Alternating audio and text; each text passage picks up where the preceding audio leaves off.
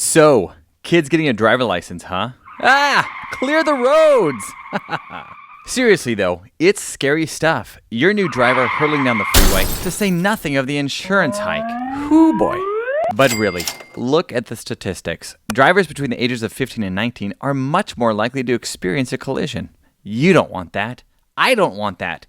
Heck, the government doesn't want that. And that's why states nationwide have adopted graduated driver licensing regulations. I know, it sounds complicated. But don't worry, I'm here to help. Welcome to Graduated Driver Licensing Made Simple. Now, each state has its own set of specific rules and regulations. But today, we're taking a look at California. Meet Daniel and his mom, Kay. They're about to start on the great adventure of the GDL. Daniel turned 15 and a half yesterday. In California, this means he's just old enough to apply for his learner permit. To do this, he needs to complete or be enrolled in driver education and driver training. Fortunately, he finished his driver education class last week and is currently halfway through his driver training course. He and his mom have even spent time together studying this year's California Driver Handbook.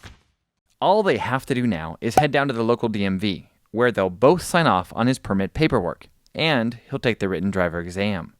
46 harrowing questions later, Daniel has passed his test and is a proud learner permit recipient.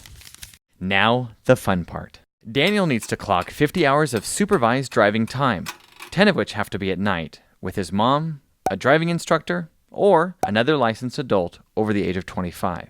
Kay will need to sign off on paperwork stating that Daniel has indeed been practicing his lane changes and three-point turns. Oh yeah, she'll also be keeping track of Daniel, logging his day and night driving hours too. The supervised driving period is really important because it gives experienced drivers a chance to make sure that their protege is learning excellent safety practices behind the wheel. Now that he's got his permit, Daniel needs to spend 6 months working on his driving abilities under his mom's watchful eye before moving on to the next phase. Meet Amanda and her uncle Jason. Amanda is 16 years old and just spent the last 6 months learning Jason's best tips and tricks for how to pull off the perfect parallel parking job, among other vital rules of the road. She's now ready to embark on that rite of passage, the road test. She and Jason head to the DMV, where Amanda will show off her shiny new driving skills. With a passing score here, she'll enter the intermediate stage of the GDL. Now, she can finally strike out on her own in that brand new Mercedes. Yeah, or whatever. She may be allowed to drive solo now, but there are still safety restrictions on her intermediate license.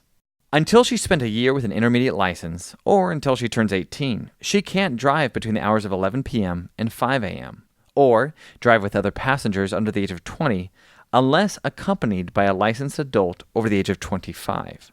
These restrictions are in place to minimize risks and distractions and maximize the experience the new driver gets. Amanda knows it's important to stay alert and aware while she's driving, because the law has specific provisions for intermediate drivers. Repeated accidents or injuries caused by drivers with an intermediate license carry fines and can even result in their license being suspended for an additional 12 months. After 1 year of safe driving with an intermediate license, the state's safety restrictions will be lifted. Congratulations! At this point, Amanda is a fully licensed, unrestricted, ready-to-go driving machine. Hopefully this handy guide has helped you make sense of the ins and outs of graduated driver licensing.